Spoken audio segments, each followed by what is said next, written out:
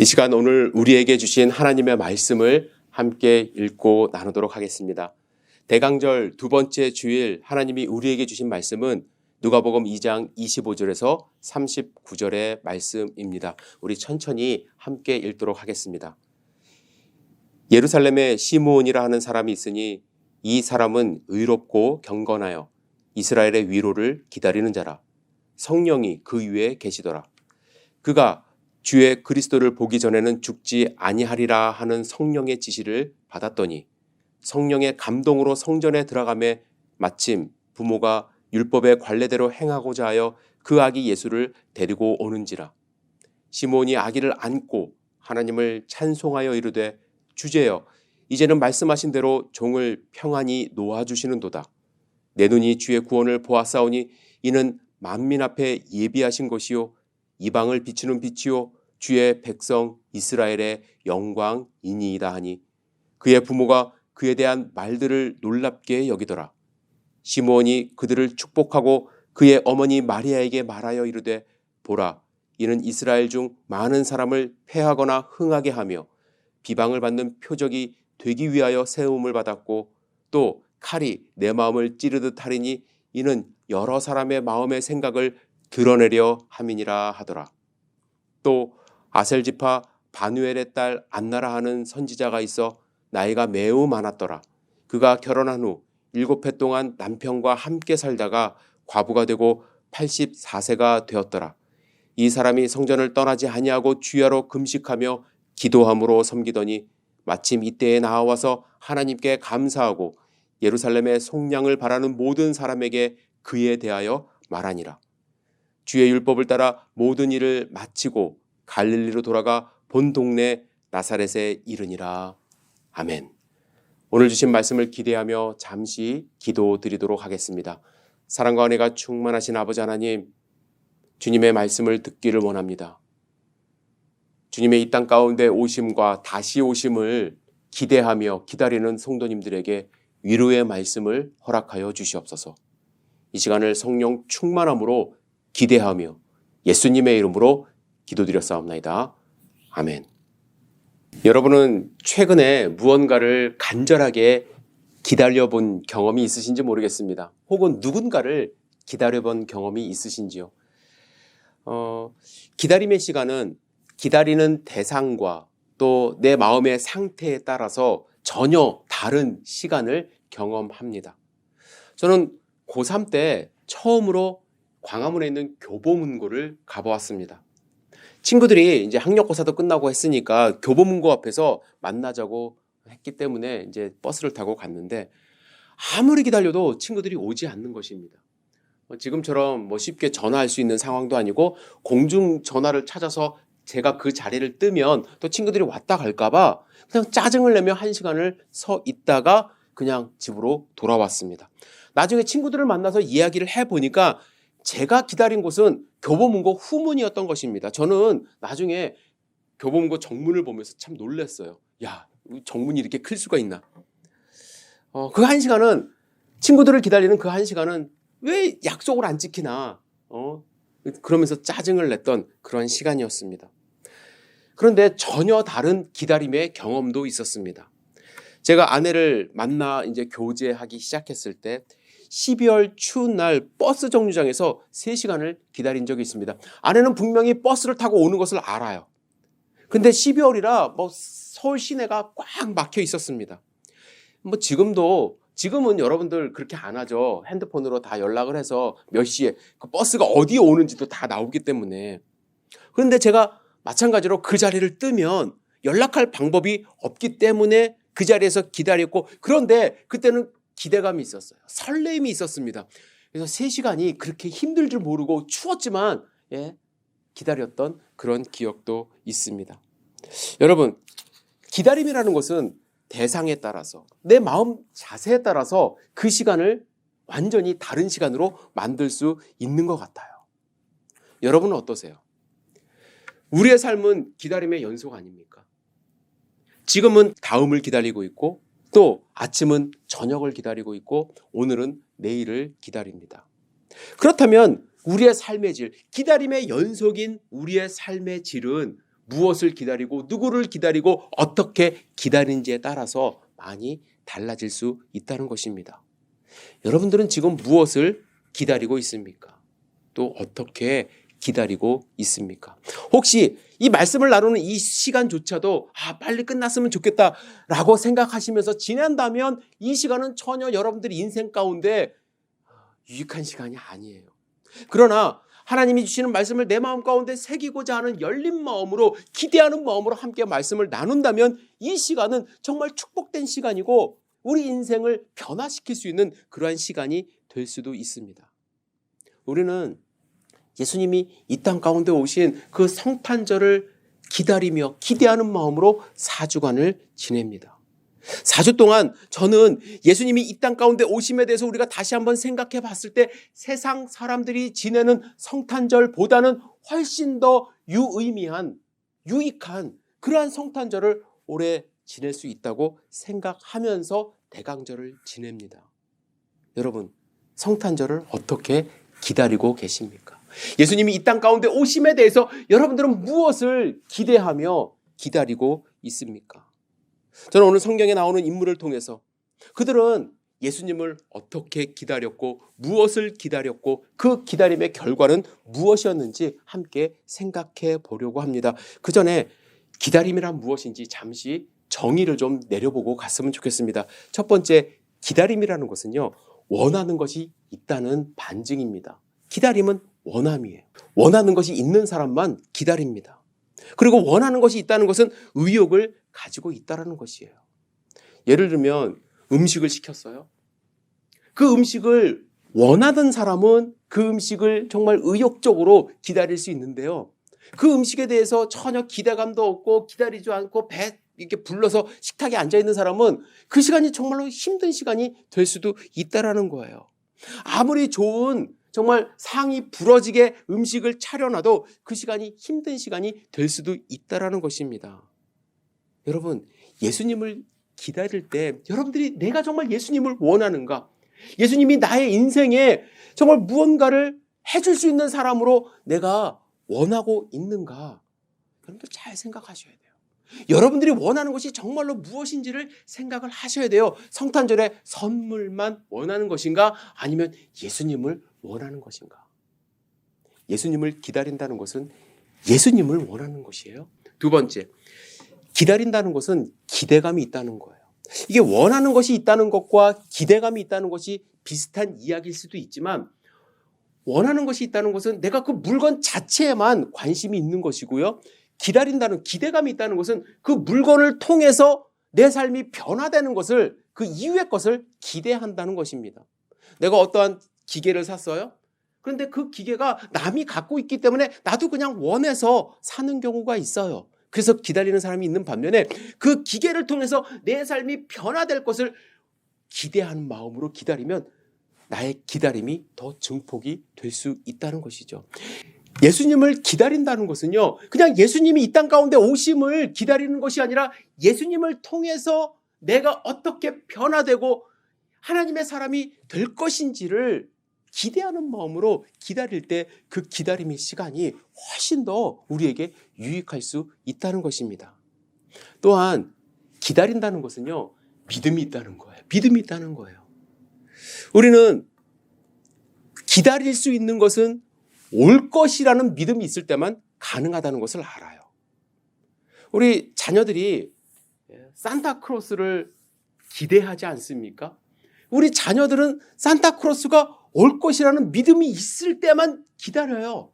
산타크로스가 없다는 사실을 알게 된 이후에는 기다리지 않습니다. 제가 그랬어요. 저는 정말 친구들이 산타한테 뭐 받았다 해서 저도 참 기대했습니다. 초등학교 6학년 때까지 기대했어요. 머리밭에 그래 부모님이 오셔서 산타가 진짜는 있지는 않지만 부모님이 산타처럼 물건을 놓고 가실까? 그래서 성탄절 아침이 딱 되면은 이게 머리밭을 이렇게 만져보기도 했어요. 그런데 한 번도 그런 선물을 저희 부모님이 주신 적이 없어요. 믿음이 완전히 깨져버렸습니다. 그러고 나서 이제 성장을 하니까 기대도 안 하죠. 이제 기대도 안 하는 것입니다. 이 기대가 있다는 것은 믿음이 있을 때 아버님이 해주실 거야. 혹시 올해는 어머님이 해주실 거야. 이 자그마한 믿음이 있을 때 기대감이 있다는 것입니다. 여러분, 믿음을 가지고 기다릴 때 우리는 힘을 가져요. 힘을 가져요. 믿음이 없이 기다리는 것은 우리를 지치게 만듭니다. 세계 2차 세계대전 아우슈비츠 수용소에 유대인들은 힘들고 어려웠지만 그래도 기대감이 있었어요. 믿음이 있었어요. 하나님이 우리를 구원하시리라는 것을 굳게 믿는다네. 단지 조금 늦을 뿐이라네.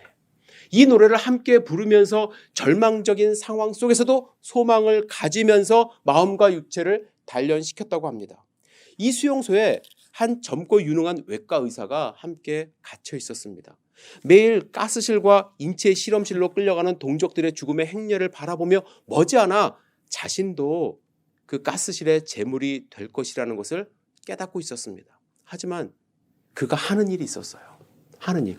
그는 기대감을 갖고 하루하루 살아갑니다. 어떻게 그 기대감을 표현했냐면 감방에서 밖으로 나가 작업을 할 때 마치 출근하는 사람처럼 한 거예요.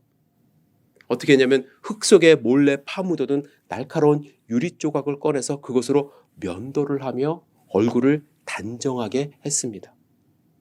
언제 죽을 줄 모르는 극한 상황 속에서 그의 외모를 가꾸는 일은 정말로 어리석은 일이라고 사람들이 손가락질을 했습니다. 하지만 그는 소망이 있었고 기대감이 있었기 때문에 그 기대감을 놓지 않기 위해서, 믿음을 놓지 않기 위해서 빠짐없이 하루하루 얼굴을 다듬었다고 합니다.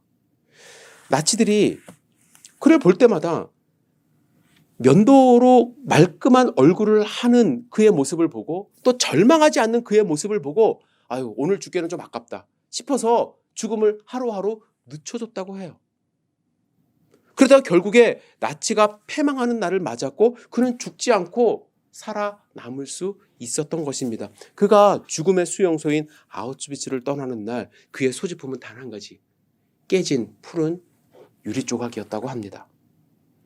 그 외과 의사는 나중에 스웨덴에서 병원을 개업하여 성공했는데 그는 6월절이 올 때면 아우슈비츠 수용소에서 부르던 그 노래를 개사해서 약간 수정해서 이렇게 불렀다고 합니다. 하나님의 구원은 결코 늦는 법이 없다네. 다만 우리가 너무 성급할 뿐이라네. 그는 하루하루 정말 그날 죽을 수도 있었지만 끝까지 자기가 살아남을 수 있다는 기대감과 기다림과 믿음을 놓지 않은 것입니다. 저는 오늘 성경 본문에서 원하고 기대하며 믿음으로 하루하루 살았던 두 분을 소개하고 싶습니다. 시므온과 안나입니다. 먼저 시므온은 그의 직업과 정확한 나이를 우리는 알 수 없습니다. 그의 말과 행동 때문에 보통 나이가 많이 드신 은퇴하신 제사장쯤으로 이제 추측을 하는데요. 누가는 그의 삶의 특징을 한 가지로 말합니다. 이스라엘의 위로를 기다리는 자라. 그는 기다리는 자였습니다. 무엇을요? 이스라엘의 위로를. 지금 이스라엘은 위로가 필요한 때였습니다. 페르시아 때 포로 시대가 끝났습니다. 바벨론에 의해서 포로로 잡혀갔어요. 페르시아에 의해서 이제 다시 돌아올 수가 있었습니다. 근데 돌아오면 끝날 줄 알았는데 얼마 지나지 않아서 그리스라는 나라의 통치를 받습니다. 그리스는 처음에는 친근하게 친화적으로 통치를 했지만 결국 엄청난 시련을 안겨주었습니다. 가까스로 그때 유대인들은 혁명을 일으켜서 유대인 왕조를 탄생시켰지만 또 얼마 되지 않아서 로마의 통치를 받기 시작했습니다.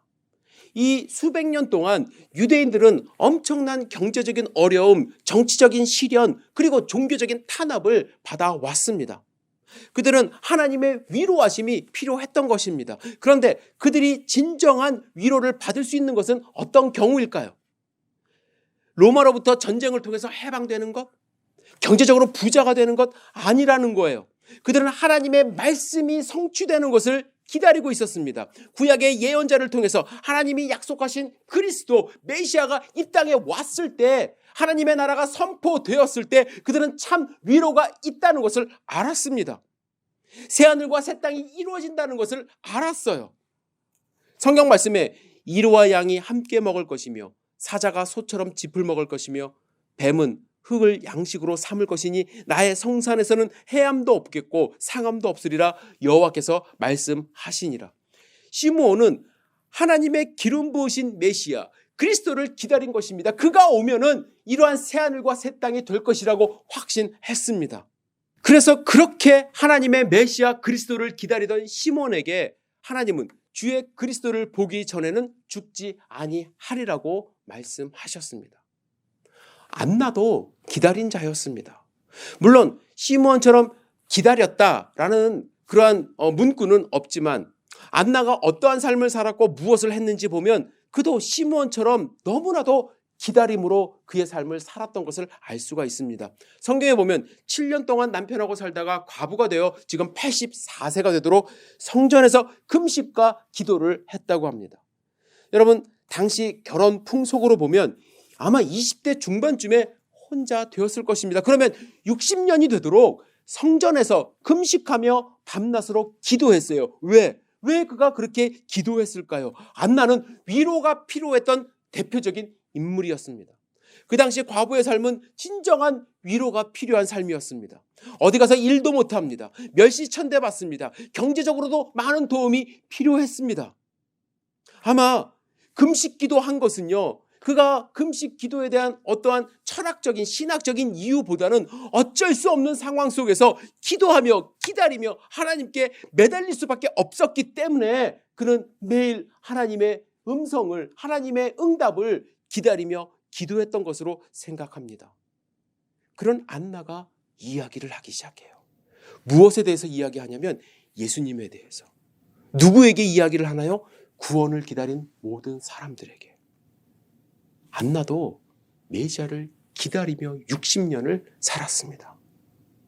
기도하면서 예언서의 말씀을 묵상하면서 자신을 비롯한 이스라엘에게 위로가 되실 분, 진정한 자유를 주실 분을 기다리면서 살았기 때문에 안나는 예수님을 만난 후 그에 대하여 기다리는 자에게 예수님을 소개하기 시작했습니다. 시몬과 안나는 평생 기다리며 사는 사람들이었습니다. 그들에게는 원함이 있었고 기대감이 있었고 참된 믿음으로 기다리고 있었던 거예요. 이렇게 기다림의 삶을 살았던 그들이 보인 공통적인 삶의 모습이 있었습니다. 첫째, 경건한 삶을 살았어요.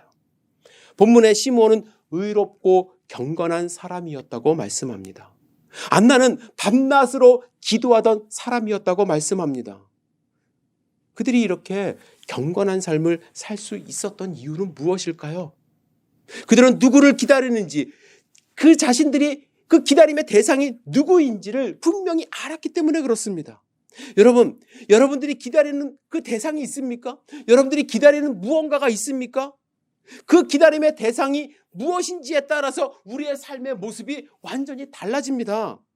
노아는 하나님의 말씀에 의해서 홍수를 기다리며 살았어요. 그래서 무엇을 준비했나요? 배를 준비했어요. 그러나 그것을 믿지 않고 기대하지 않았던 사람들은 당연히 배를 만드는 노아를 손가락질했겠죠. 만일 여러분들이 내일 당장 누군가를 만날 것을 기대하며 산다면 오늘 조금 다르게 살 것입니다. 저도 마찬가지예요. 얼마 전에 제가 피 검사를 했는데 건강하게 나왔어요. 피 검사하기 전에요.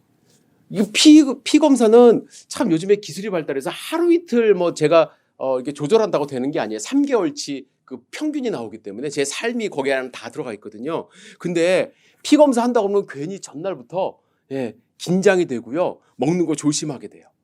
내일 피 검사를 하니까. 만약에 여러분들이 내일 예수님을 만난다고 생각해 보세요. 하나님 앞에 내가 선다고 생각하세요? 오늘 조금 달라질 수밖에 없습니다. 시몬과 안나가 기다린 사람은요, 하나님의 기름 부음을 받는 메시아예요. 그리스도입니다. 그들을 죄에서, 세상에서, 속박에서 해방시켜줄 만왕의 왕 되시는 분입니다. 그분이 언제 올지 알지 못하고 또 언제 만날지 알지 못해요. 오늘일지 내일일지 모레일지. 그렇다면 그분들이 할 수 있는 그의 삶의 모습은 무엇일까요? 그분을 만날 것을 기대하면서 원하는 삶, 만났을 때 내가 보여줄 수 있는 삶, 그 만났을 때 내가 정말로 기대했습니다. 만나고 싶었습니다 라고 표현할 수 있는 그 삶을 하루하루 살아가는 것입니다. 경건해질 수밖에 없어요.